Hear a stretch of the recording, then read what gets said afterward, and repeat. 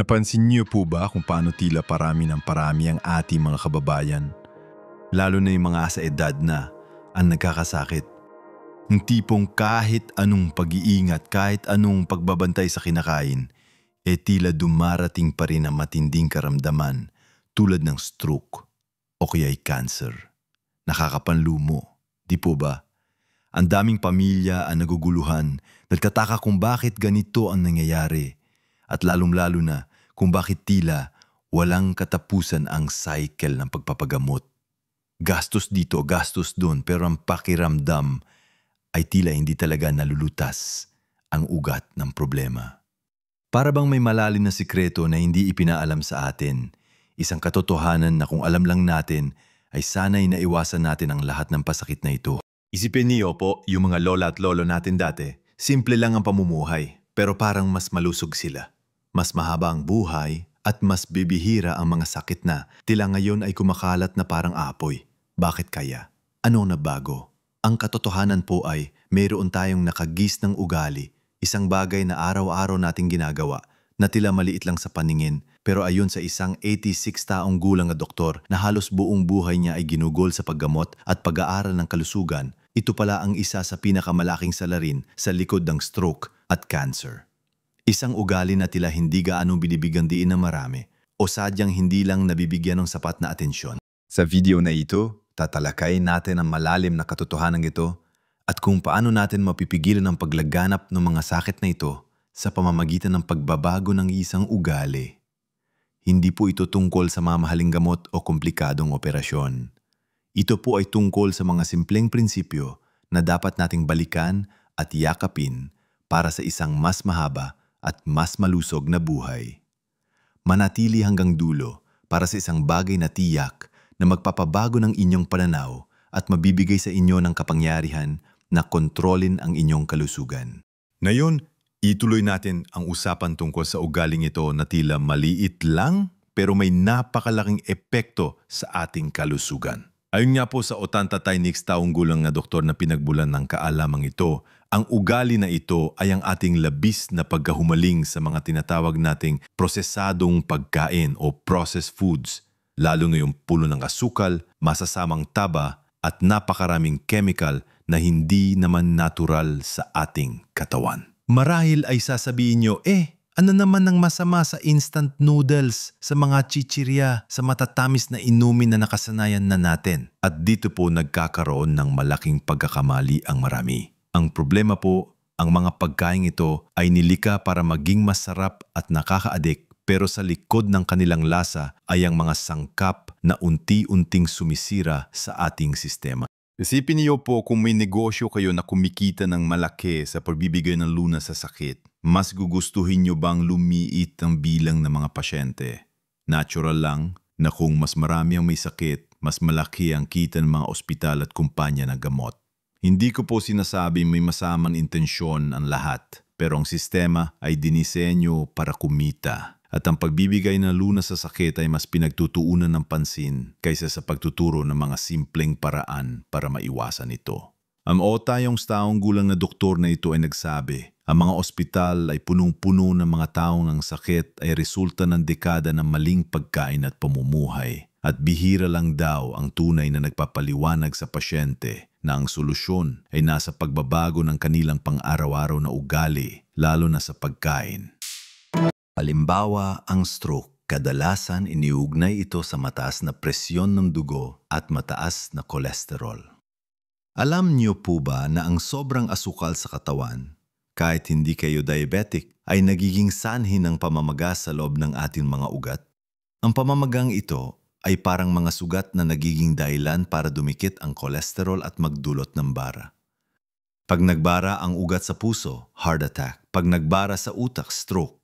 At saan po galing ang sobrang asukal? Hindi lang sa kape o soft drinks. Nandoon din po sa tinapay, sa mga sauces, sa mga delata, at halos lahat ng processed foods, pati yung mga taba na ginagamit sa mga chichirya at fast food, tinatawag na trans fats, ay talagang nakakasira ng puso at ugat.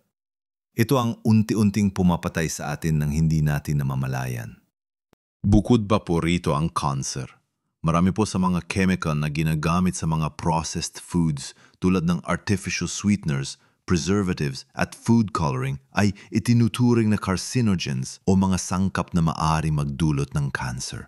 Ang ating katawan po ay may kakayahang maglinis ng sarili, pero kung araw-araw natin itong nilalagyan ng mga nakakalason na sangkap na galang sa processed foods, mabibigatan ang ating internal organs tulad ng atay at kidney.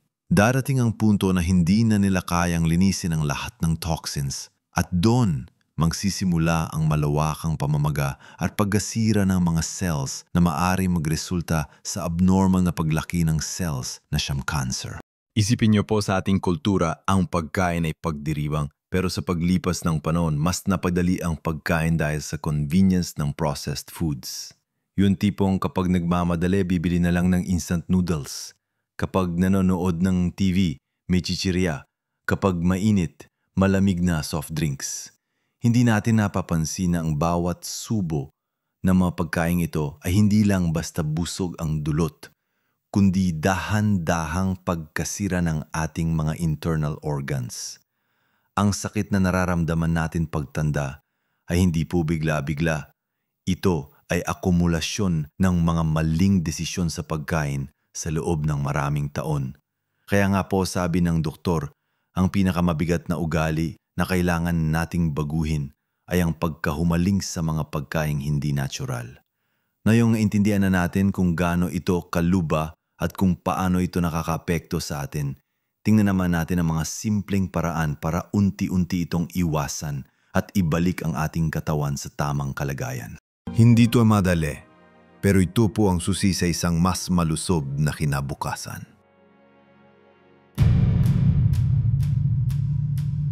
Ngayon na malinaw na sa atin kung gaano kamapanganib ang patuloy na pagkain ng mga processed foods, lalo na ay mga puno ng asukal at masasamang taba.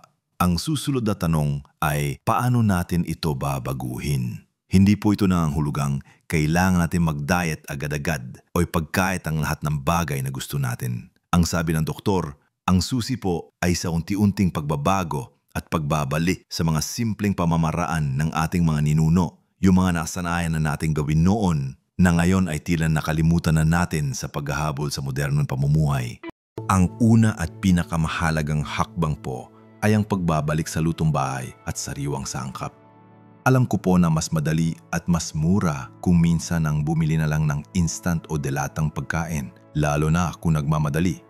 Pero isipin niyo po, ang bawat sangkap na inilalagay natin sa ating lutuin sa bahay ay kontrolado natin. Sa bahay, gumagamit tayo ng sariwang karne, isda, gulay at mga natural na pampalasa tulad ng bawang, sibuyas, luya at suka. Wala po tayong inilalagay na kung ano-anong preservatives o chemical flavor enhancers. Kapag kayo po ay nagluluto ng tinola, sinigang, adobo o kaya'y gulay na may gata, alam niyo po kung ano ang inyong kinakain. Nakukuha niyo po ang tunay na sustansya mula sa mga sariwang sangkap na ito na siyang nagpapalakas ng inyong resistensya at naglilinis ng inyong katawan mula sa loob. Hindi lang ito mas masarap, mas malusog pa. Subukan niyo po bumili sa palengke ng sariwang gulay at isda. Ang bawat sentimo na gagastusin niyo ay puhunan sa inyong kalusugan na mas malaki ang balik kaysa sa babayaran niyo sa doktor at ospital sa hinaharap. Pangalawa po, ang pag-inom ng sapat na tubig at pag-iwas sa matatamis na inumin. Ito po ang isa sa pinakamalaking bitag na hindi natin namamalayan. Ang mga soft drinks, juice drinks na nakabote at maging ang mga matatamis na kape sa coffee shops ay puno po ng asukal. Alam niyo po ba na ang isang baso ng soft drinks ay halos katumbas na ng 12 kutsarita ng asukal? Isipin niyo po kung ilan ang naiinom niyo sa isang araw, sa isang linggo, sa isang buwan. Ang labis na asukal sa dugo ay nagiging dahilan ng pamamaga, pagtaas ng presyon at pagkasira ng mga ugat. Ito po ang simula ng mga sakit tulad ng diabetes na nagiging daan din sa stroke at cancer. Ang tubig po ay ang pinakamagandang inumin. Ito ang natural na pandinis ng ating katawan. Nakakatulong ito sa paglabas ng toxins, pagpapanatili ng tamang daloy ng dugo at pagpapagana ng lahat ng sistema sa ating katawan. Simpleng pagbabago lang po ito, pero malaki ang epekto. Sa halip na soft drinks, subukan niyo po ang tubig. Kung gusto niyo po ng lasa, lagyan niyo ng hiwang lemon, pipino o mint. Ang katawan po natin ay 70% tubig, kaya kailangan nating bigyan ng sapat na inumin para mag-function ito ng maayos. Pangatlo, ang pagbabasa ng label ng pagkain. Sa dami po ng produkto sa grocery, nalilito tayo kung alin ang mas malusog. Ang simple lang po na rule na sinabi ng doktor ay kung ang listahan ng sangkap ay napakahaba at puno ng mga salitang hindi nyo maintindihan, malamang po ay hindi ito natural. Iwasan nyo po ang mga pagkain na may high fructose corn syrup, partially hydrogenated oil, trans fats, at mga artificial colors o preservatives. Hanapin niyo po yung may pinakakakaunting sangkap at yung mga sangkap ay dapat kilala nyo tulad ng chicken, rice, carrots at salt. Ang mga processed foods ay madalas na may hidden sugars din, yung tipong kahit hindi matamis, may asukal pa rin para maging masarap. Tumingin din po kayo sa sodium content o dami ng asin. Ang sobrang asin ay nakakataas ng presyon ng dugo na isang malaking panganib para sa stroke. Hindi po madaling magsimulang magbasa ng label, pero sa simula lang po ito. Kapag nakasanayan nyo na, madali nyo nang matutukoy kung ano ang nakakabuti sa inyo at kung ano ang dapat iwasan. Tandaan po, kayo ang may kontrol sa kung ano ang inyong isusubok. Ang ika-4 po, at ito ay napakahalaga, ay ang paggawa ng maliit na pagbabago araw-araw. Hindi po kailangan na bigla kayo ang magbabago na lahat. Ang sikreto po ay sa consistent na pagbabago. Kung dati ay umiinom kayo ng soft drinks araw-araw, subukan niyo po na sa isang araw ay tubig lang muna. Sa susunod na araw, 2 araw na walang soft drinks. Unti-unti. Kung dati ay puro instant noodles ang almusal, subukan niyo po na minsan sa isang linggo ay lugaw na may sariwang laman o kaya ay gulay na may itlog. Ang mahalaga po ay masimulan ninyo ang pagbabago at panatilihin ito. Ang bawat maliit na desisyon na pabor sa inyong kalusugan ay nagdadagdag sa inyong longevity at quality of life. Hindi po ito sprint, marathon po ito. Ang katawan po natin ay matalino. Kapag bibigyan nyo ito ng tamang pagkain, unti-unti itong maghihilom at magiging mas malakas. Hindi lang sa pagkain nagtatapos ang laban na ito. Mayroon pang ibang mahahalagang aspeto na kailangan nating pagtuunan ng pansin para tuluyang makaewas sa sakit. Ngayon, ituloy natin ang usapan tungkol sa mga hakbang na magpapalakas pa sa ating katawan lampas sa pagkain. Dahil ang kalusugan po ay hindi lang tungkol sa kung ano ang ating kinakain, kundi pati na rin kung paano tayo nabubuhay. Ang sabi ng 86 taong gulang na doktor, malaking tulong sa pag-iwas sa stroke at cancer ay ang pagtuon din sa mga simpleng gawain na dati bahagi ng ating pamumuhay, pero tila nakalimutan na sa bilis ng mundo. Ang ika-5 po ay ang kahalagahan ng regular na paggalaw ng katawan. Hindi po ito nangangahulugang kailangan nating magbuhat ng mabibigat o tumakbo ng mabilis. Kahit simpleng paglalakad lang po mga 30 minuto sa isang araw ay malaking tulong na. Ang paglalakad po sa paligid ng bahay, sa harden o kahit sa sari-sari store ay nakakapagpabuti ng daloy ng dugo. Kapag gumagalaw po tayo, nakakatulong ito sa paglabas ng toxins sa ating katawan. Ang ating mga ugat ay nagiging mas malakas at mas flexible, na nakakatulong para maiwasan ang pagbara at tagtigas ng mga ito na siyang sanhi ng stroke.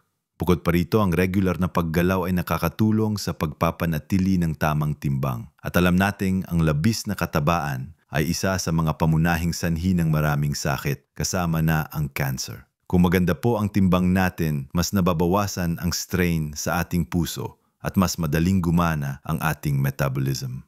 Ang paglalakad din po ay isang mahusay na paraan para mabawasan ang stress. Mamamapao.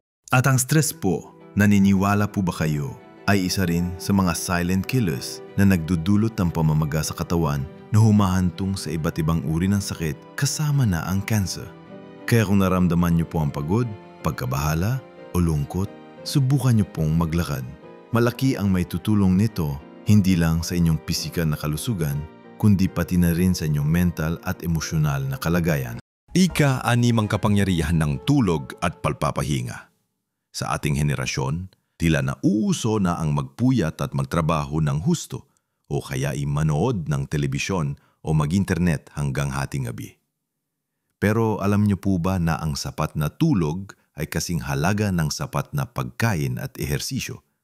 Kapag natutulog po tayo, doon inaayos ng ating katawan ang mga nasira, nilalabas ang mga toxins at pinapalakas ang ating immune system. Kung kulang po tayo sa tulog, napipigilan ang proseso ng papapagaling ng ating katawan. Nagiging mas matamlay tayo, mas madali magkasakit at mas tumataas ang ating stress hormones.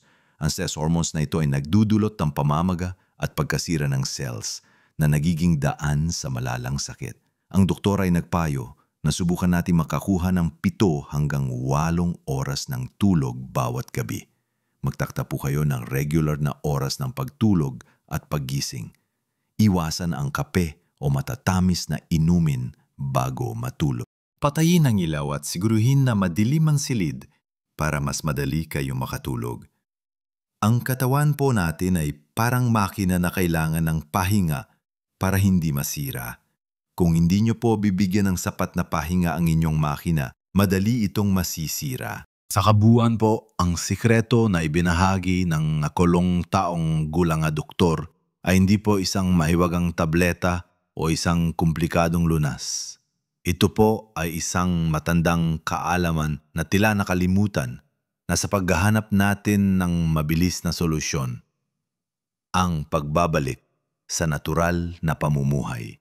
Ang ugaling kailangan nating iwanan ay ang pagdepende sa mga processed foods at ang paglimot sa kahalagahan ng sariwang pagkain, sapat na tubig, regular na galaw at sapat na tulog. Ang mga ospital po ay hindi sadyang nagtatago ng katotohanan.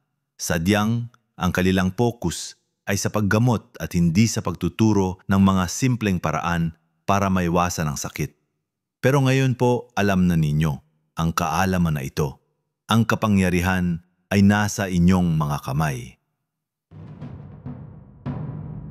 Tandaan po niyo, ang bawat maliit na pagbabago sa inyong pang-araw-araw na ugali ay may malaking epekto sa inyong kalusugan at kaligayahan.